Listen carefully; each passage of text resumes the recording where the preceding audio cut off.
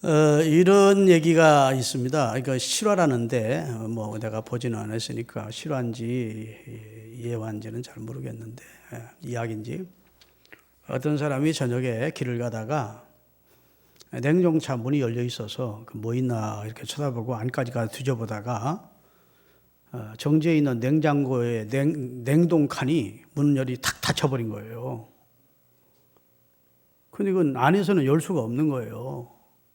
이 사람이 절망한 거예요. 이 냉동칸에 내가 갇혔으니까 아무리 두드려도 자기를 구하러 올 사람도 없고 나올 수도 없고. 그 다음날 냉동차 주인이 냉동칸 뒷문을 열었더니 그 사람이 죽어 있는 거예요. 깜짝 놀란 거예요. 이 사람이 죽어서 놀란 게 아니라 냉동칸 기계가 고장나서 오늘 수리하러 가려고 이미 전원이 안 들어간 상태였는데, 그래서 냉동칸이 하나도 춥지 않고 냉동이 안 되는 상태, 고장난 상태였는데 이 사람은 점점 자기 몸이 식어가고 있다.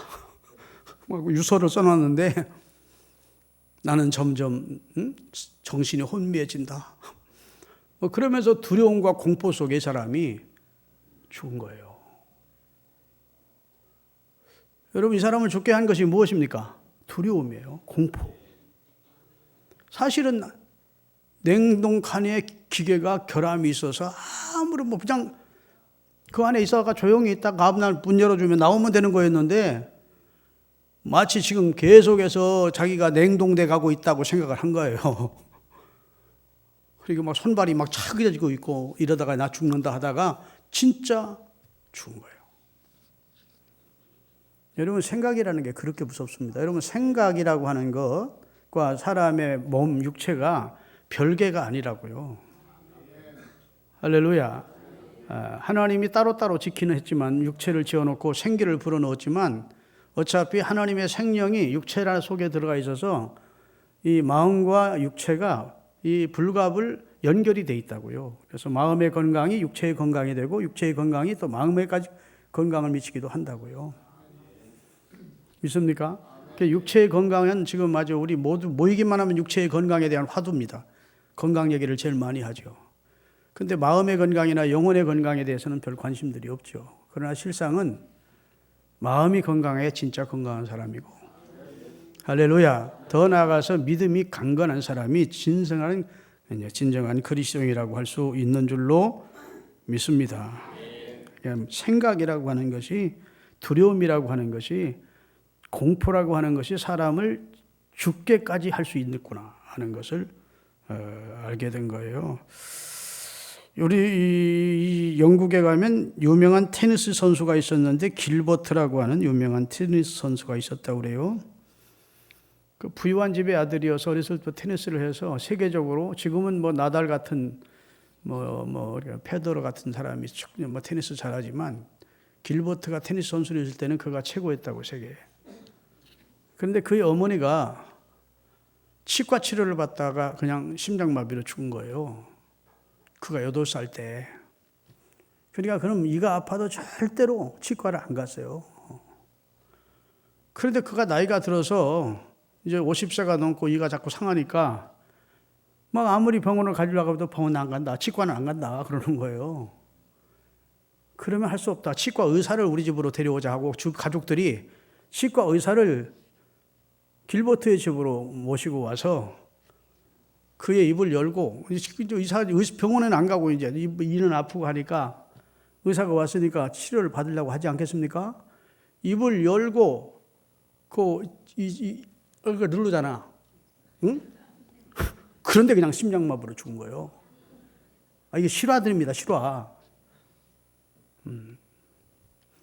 두려움이라고 하는 것, 생각이라고 하는 게 그렇게 중요하다고. 세계 제2차 대전 때 전쟁에 포탄을 맞아서 살상을 당해서 죽은 사람은 30만 밖에 안 돼요.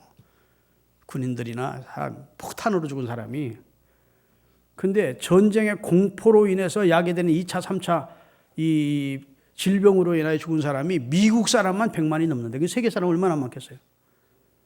이건 총칼이 사람을 죽이는 것보다 두려움이, 공포심이 극한 이런 마음의 평정을 잃어버리고 이 공포에 빠지면 그것이 병이 된다고요. 그래서 심령의 근심은 뼈를 마르게 한다고, 두려움은 우리 건강을 아주 결정적으로 해를 친다고요.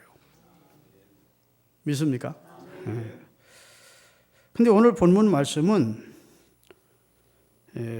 하나님께서 주신 말씀인데 그 배경을 설명하면 이렇습니다.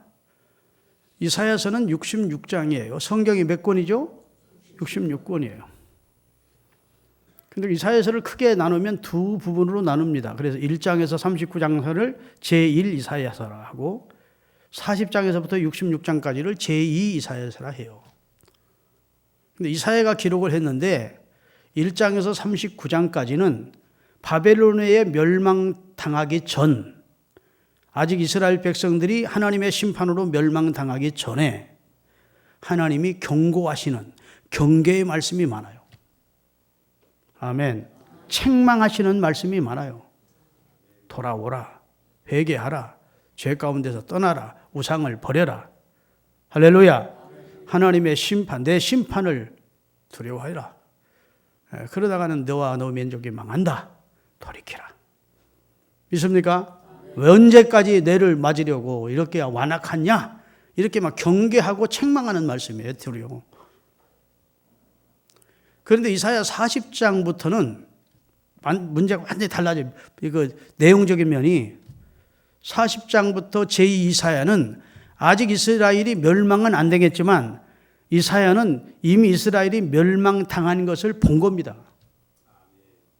선지자적 시각으로, 영적인 안목으로. 믿습니까? 이제는 이스라엘이 결국은 바벨론에서 멸망을 당한 것이에요. 선지자 시각으로 볼 때.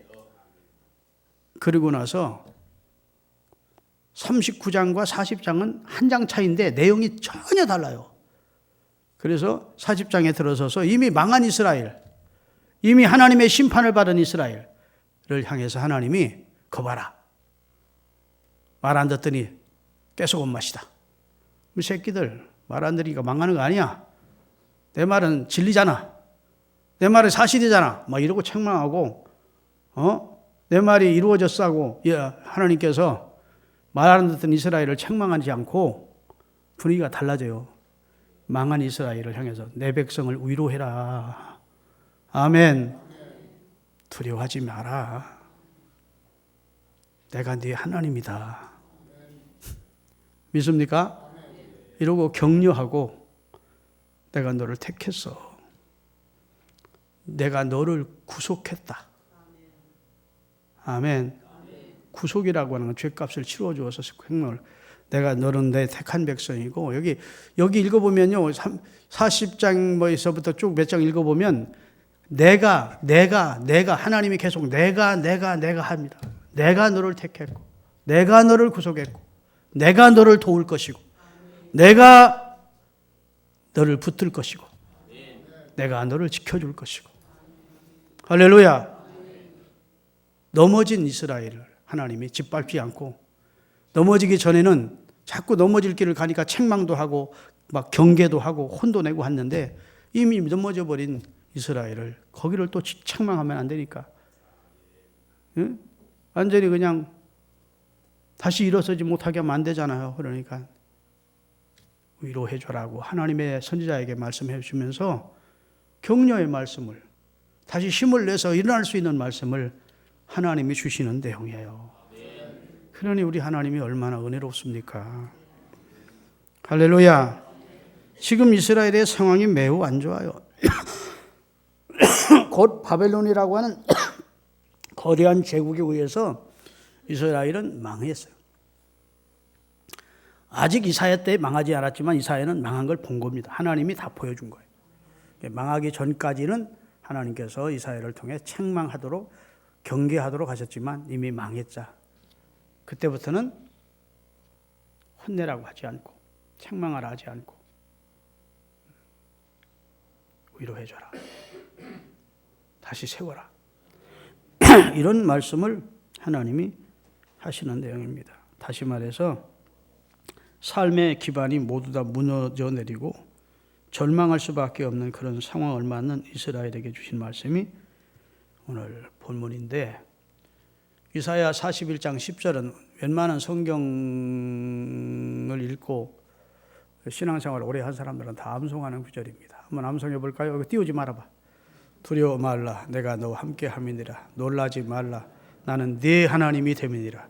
내가 너를 굳세게 하리라. 내가 너를 붙들리라. 참으로 나의 의로운 오른손으로 너를 또 붙들리라는데, 조금 이거 잘 외웠었는데 나이 먹으니까 그런가 봐.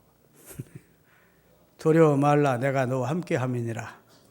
놀라지 말라, 나는 네 하나님이 됨이니라. 내가 너를 도와주리라. 도와주리가 빠지고, 내가 너를 붙들리라. 참으로 나의 의로운 오른손으로. 그러면 그 전에는 붙들리라 아니고 뭐예요? 도와주리라. 한번 띄워봐야겠네. 아무래도 띄워보세요. 이사야서 오늘 본문 10절 확실하게 하게 넘어가죠. 두려워 말라, 내가 너와 함께 함이니라. 놀라지 말라, 나는 네 하나님이 됨이니라. 내가 너를 굳세게 하리라. 참으로 너를 도와주리라. 참으로 나의 의로운 오른손으로 너를 붙들리라. 얼마나 은혜로운 약속입니까? 낙심하여 있는 자에게, 두려워하고 있는 자에게, 공포에 질려 있는 자에게 나는 네 하나님이야. 아멘. 두려워 마라. 내가 붙들어 줄게. 의로운 내 오른손으로 너를 도와주고 붙들어 준다. 믿습니까? 절대로 두려워하지 마. 이렇게 하나님이 말씀을 하시는 거예요. 이사야 40장 1, 2절을 띄우겠습니다. 자, 이제 이스라엘이 지금 절망하고 있을 때 하나님이 뭐라 하시냐? 너희 하나님이 가라사대 너희는 위로해라, 내 백성을 위로해라. 너희는 정다이 예루살렘에 말하며 그것에게 외쳐 구하라. 이 복역의 때가 끝났고 죄악의 사함을 얻었느니라. 그 모든 죄의 일을 인하여 여호와의 손에서 배나 받았느니라. 그냥 위로를 하는데 어떻게 위로하라고요? 정다이 하래. 정다이. 여러분, 우리가 개새끼를 놓고 이놈 새끼야 살살 또 오늘 저녁에 잡아서 보신탕 해 먹을 거야 임마. 그러면 꼬리치고 막 이래. 내용은 모르니까 살살 얘기하는 것 같이 사랑한다는 줄 알고, 야 임마 내가 너 오늘 사랑해. 그럼 빵빵빵빵 치서. 그래 안 그래? 걔들은 내용을 모르고 그 소리에 따라서 어휴 주인이 나를 미워하나 보다 하고 소리 지르면 사랑한다 소리 하는데도 막 뒤지고, 너 이 새끼 오늘 잡아가지고 보신탕 해 먹을 거야 임마. 그러면 자기 사랑한다 소리인 줄 알고 깽깽깽깽 그러고 좋아해. 하나님이 자기 백성을 사랑하는데, 격려를 하고 위로하는데 정다운 말로 해야 돼. 놀랄까 봐. 따뜻한 말로, 한 사람도 실족당하지 않도록, 상처받지 않도록 정다운 말로 내 백성을 위로해줘라. 내 자식들을 위로해줘라. 하나님이 선지자들에게 그렇게 말씀하시는 거예요. 할렐루야. 그래서 1절에서부터 오늘 본문 16절까지를 읽다 보면은 이제 반복되는 단어가 내가 하나님이 그렇게 말씀을 하십니다. 나는 하나님이다. 내가 너를 택했다. 내가 너를 구속했다.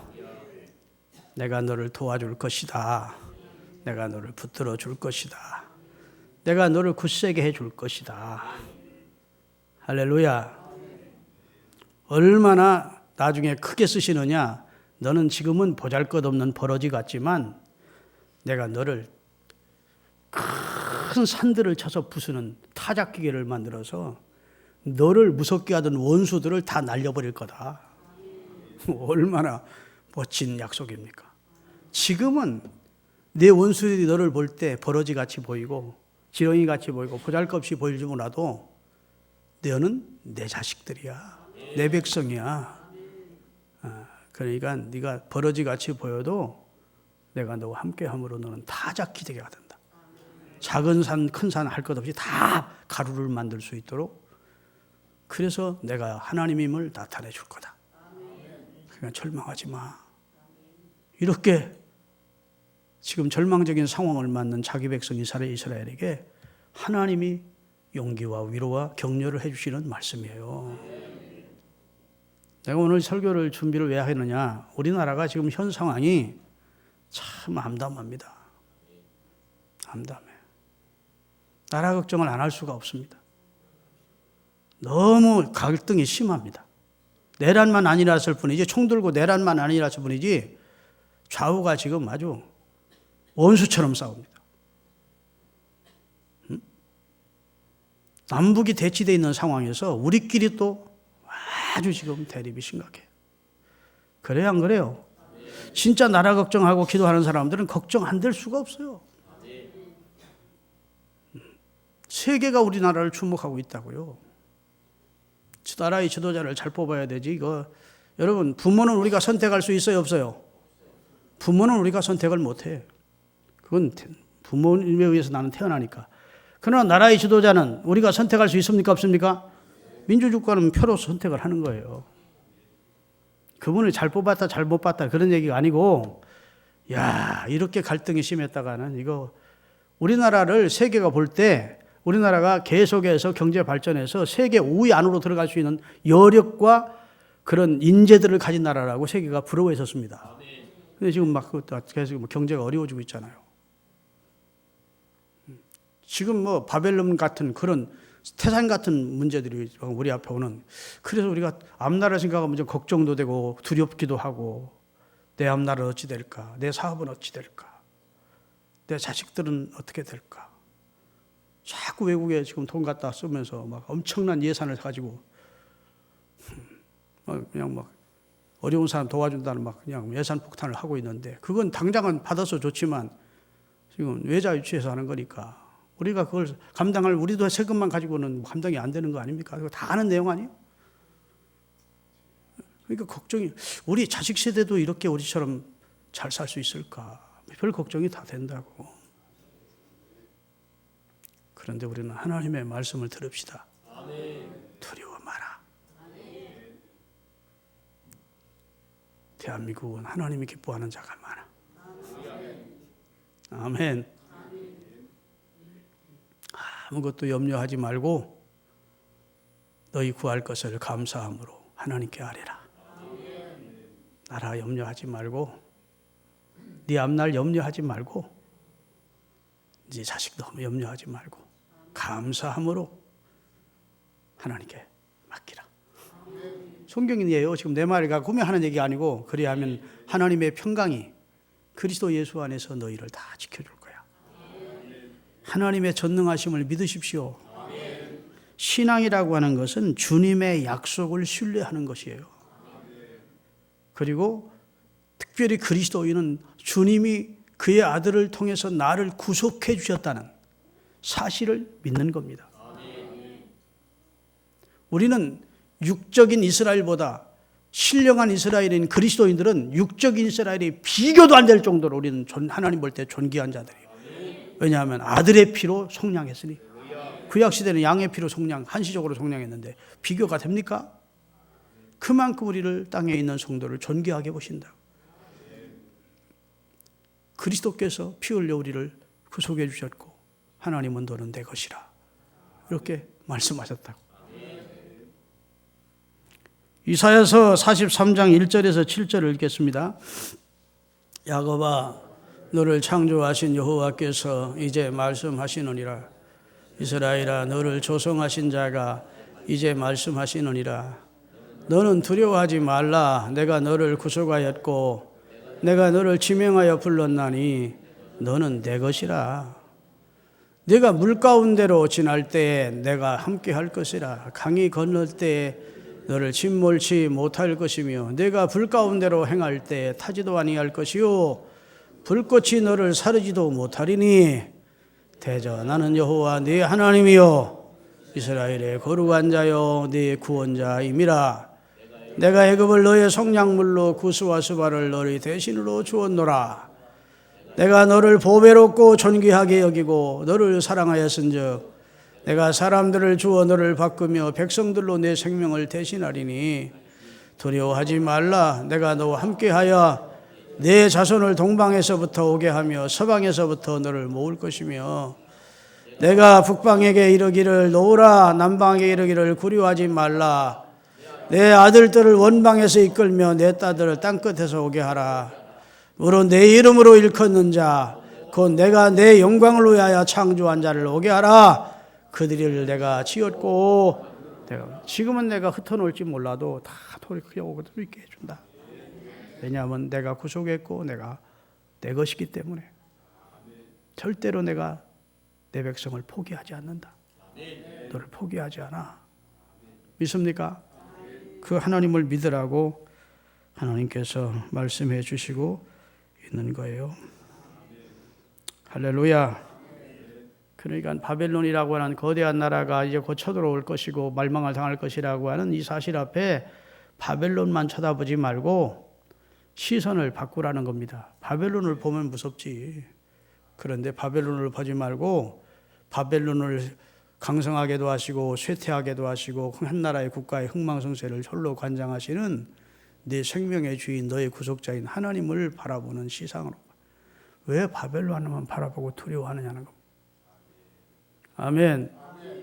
바벨론을 아무것도 아닌 것처럼 심판하시는 전능하신 하나님이 네 하나님인데 왜 너는 나를 안 보냐 그 말입니다. 나를 봐라. 나를 봐. 내가 그리스도와 함께 다시 살리심을 받았으면 위에 계신 하나님을 봐라. 이렇게 말씀해 주시는 줄로 믿습니다. 제가 이 설교를 준비하면서 생각하기를 하나님이 두려운 상황을 만난 이스라엘에게 두려워하지 말라 말씀하시지 마시고 두려운 상황이 닥치지 않도록 막아주셨으면 얼마나 좋았겠는가. 응? 그렇지 않아요? 아니 두려운 상황을 만났어. 그런데 하나님께서 두려워 마라 하기 전에 하나님이 두려운 상황을 만나지 않도록 그런 어려운 상황이 다 이스라엘에게 다가오지 않도록 다 하나님께서 막아주셨더라면 더 좋았지 않겠나. 에? 이런 생각을 하게 되더라고요. 그런데 하나님은 이미 하셨어. 두려운 상황이 오기 전에 하나님은 1000번 만번 말씀하셨어. 아멘. 두려운 일이 내 앞에 다가오고 있다. 돌아서라. 회개해라. 내게로 돌아오라. 할렐루야. 나 여호와를 참신으로 믿고 섬겨라. 우상을 버려라. 하나님은 1000번 만번 그들에게 말씀하셨어요. 근데 듣지 않았어요. 돌이키지 않아요. 그러니까 하나님께서 그 상황이 닥친 것이고 이제는 닥쳐서 어쩔 줄 몰라 하고 두려움 속에 떨고 있는 자기 백성들에게 두려워 마라. 너는 부모 없는 고아가 아니야. 내가 네 아버지다. 네 하나님이야. 할렐루야. 이렇게 말씀해 주시고 있는 거예요. 주님이 나를 도와주실 것이고 붙잡아 주실 것이고 인도해 주실 것을 믿는 믿음을 가지시기를 주의 이름으로 축원합니다. 할렐루야. 그래서 하나님은 이스라엘 백성이 두려운 어려운 상황에 빠지도록 방관하거나 방치한 것이 아니고 하나님은 이스라엘이 두려움 가운데 이런 상황을 원하신 것이 아니고 하나님은 이스라엘이 고난당하는 것을 원치 않았다고요. 하나님은 이스라엘이 고난당하는 걸 원치 않았어요. 민수기 6장 24절부터 띄우겠습니다. 여호와는 내게 복을 주시고 너를 지키시기를 원하며 여호와는 내게 평강 주기를 원하고 복 주시기를 원하시느니라. 하여튼 그런 내용이에요. 순서는 맞았는지 틀렸는지 잘 모르겠는데 하나님의 마음은 하나님의 백성들에게 복 주고 은혜 주고 평강 주고 보호해 주시기를 지켜주시기를 원한대요. 하나님이 자기 백성 고통당하는 거 원치 않았다고요. 그래서 자꾸 경고한 겁니다. 경계한 겁니다. 그리 살면 안 된다고. 믿습니까? 여러분 우리가 자식을 키우는데 자식들이 부모 말 잘 안 듣습니다. 공부해라. 나쁜 친구 사귀지 마라. 죄질 자리 가지 마라. 술 먹지 말거라. 도박을 절대 가까이 하지 말거라. 경계합니다. 그렇죠? 주의를 줍니다. 그래도 듣지 않습니다, 자녀들이. 그러다가 어느 순간 그 자녀가 좌절을 경험할 때가 옵니다. 그때서 깨닫는 겁니다. 내가 부모 말씀 안 들었어. 내가 왜 이런 데 빠졌던 거. 내 인생을 왜 내가 망쳤던 거. 막 자책이 되고 너무 절망이 되고 그런 상황을 만났을 때 부모님이 그거 봐 임마. 잘 고생이다 임마. 계속 마시네. 내 말대로 됐지? 내가 그렇게 주의 줬잖아. 그런 부모가 별로 없어요. 지혜로운 부모는 그렇게 말하지 않습니다. 괜찮다. 지금부터라도 다시 새롭게 시작해라. 늦지 않았어. 엄마 아빠가 도와줄게. 할렐루야. 그러잖아요. 걱정하지 마. 너는 고아가 아니야. 너 아빠가 있고 너 엄마가 있고. 그러니까 일어나라. 다시 재개해라. 하나님이 지금 이스라엘이 그렇게 깨우쳐줘도 못된 집 가던 거를 그릇된 길 가다가 이제 넘어져서 망하게 된 상황에서 하나님이 다가와서 잘 고생이다. 봐 임마. 내 말이 진리냐 아니냐? 그렇게 그대로 됐잖아. 너희들은 좀 고생 좀 해야 돼. 이렇게 말씀하지 않으셨다고. 일어나가라. 일어나. 힘내가라. 두려워 말거라. 내가 너와 함께 해준다. 도와준다.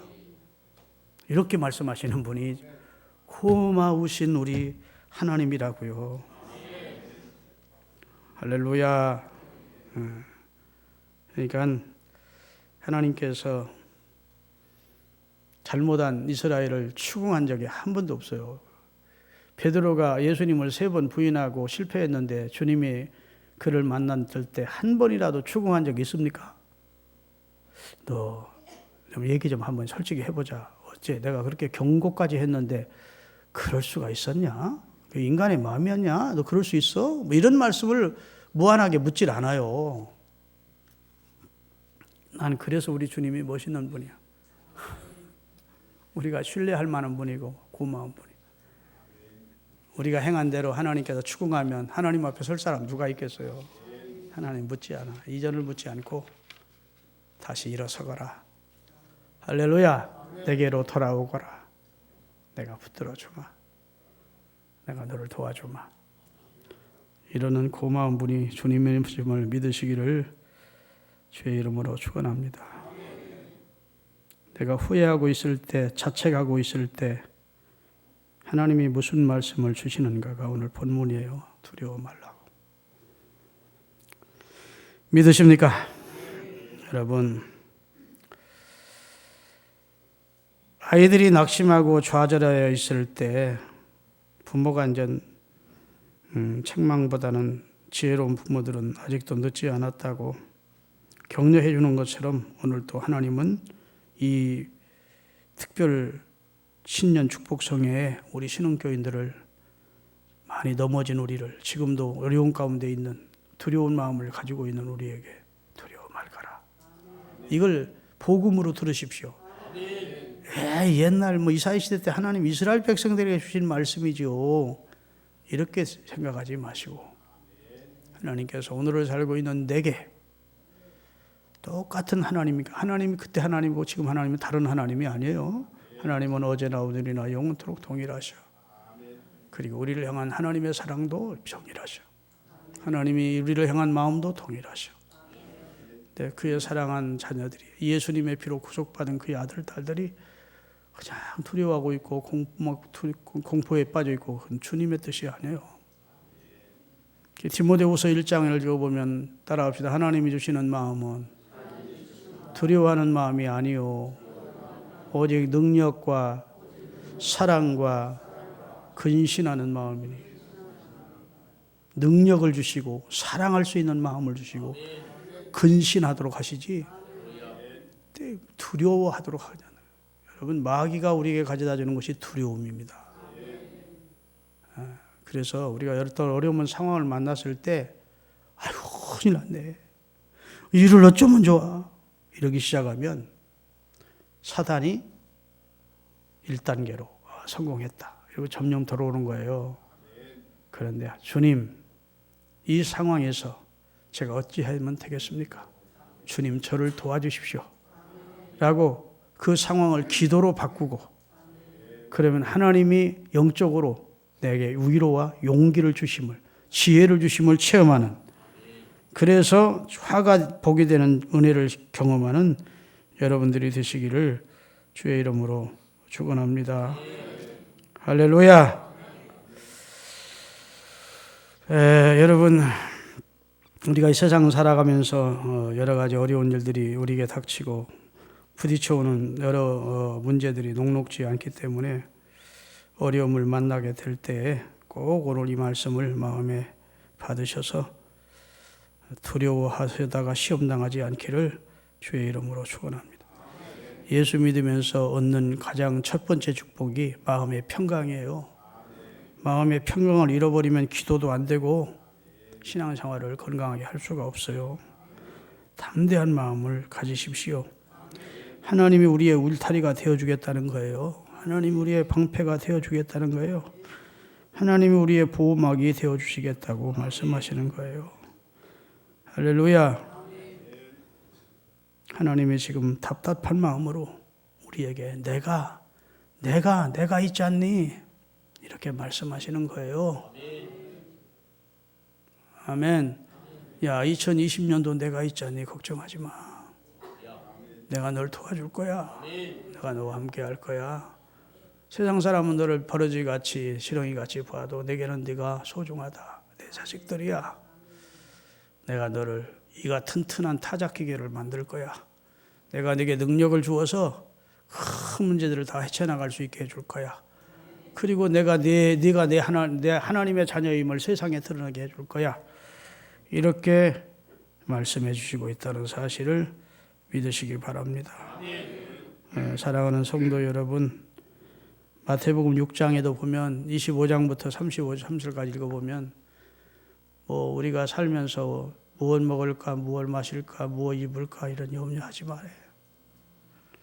참 열심히 얼마나 우리에게 위로가 되고 격려가 됩니까? 아유, 나는 직장도 변변치 않고 모아놓은 돈도 없고 앞으로 어떻게 살지?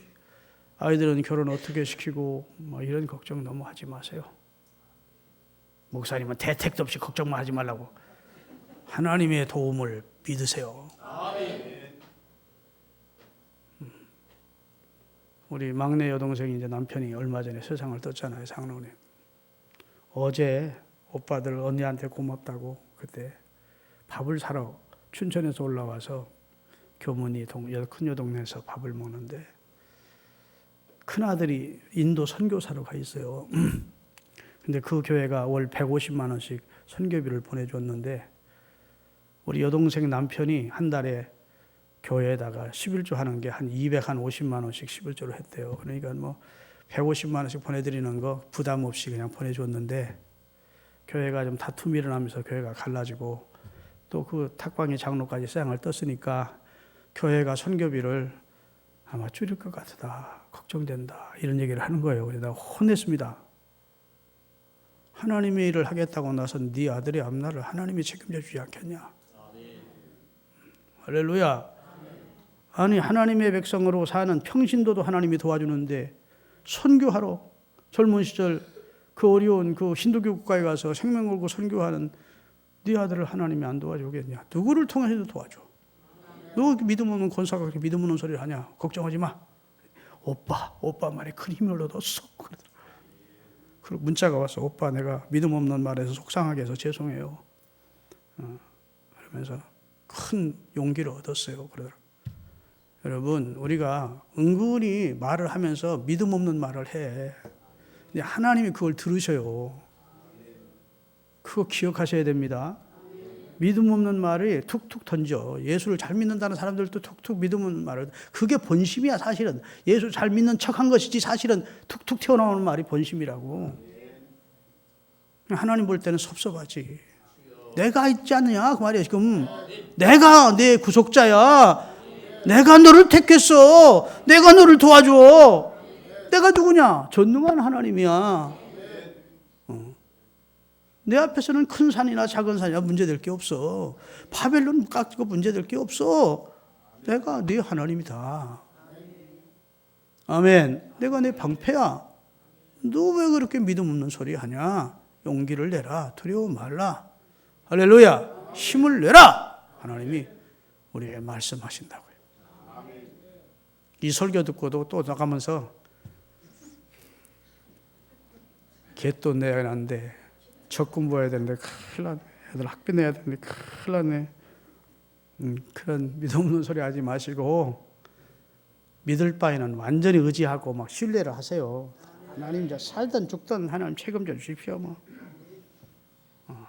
그리고 기도하세요. 그냥 성경에 보면 너희 구할 것을 감사함으로 하나님께 아뢰라 했으니까 그저 하나님 너 다 알아서 해주세요. 그냥 두 발 딱 벌리고 내천자 쓰고 그냥 강의는 가만히 있는 게 아니고 기도로 바꾸라 그러겠어. 기도로 하나님 도와주시라고 하면 그래서 그런 응답, 기적과 같은 응답을 몇 번 받아놓으면 진짜 하나님이 고마운 거예요. 아, 하나님이 나를 사랑하는구나.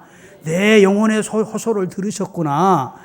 야, 이 세상 그 모래알처럼 많은 사람 가운데 하나님이 내 소리도 들으시고 내 소원도 들어주시고 그러시네. 하나님이 너무너무 친밀하게 느껴지고 가까이 느껴지고 하나님의 사랑이 감사해지고 생생한 생동감이 넘치는 신앙생활을 하게 되는 거예요. 목사로서 설교를 들어서 내가 기름은 듣기만 해서 잡더니 어느 날 눈으로 주를 뵙는 역사를 기도를 통해 체험하는 거예요. 이제 결론입니다. 여러분 우리가 이 한 세상 살다 보면 굽이굽이 바벨론을 만날 때 있고 큰 산 작은 산이 우리를 막아서 두려울 때가 있습니다. 여러분 베드로가 물 위로 걸어오시는 예수님을 보고 참 주저없이 뛰어내렸다고요. 예수님의 약속과 말씀을 붙들고 걸어오라니까.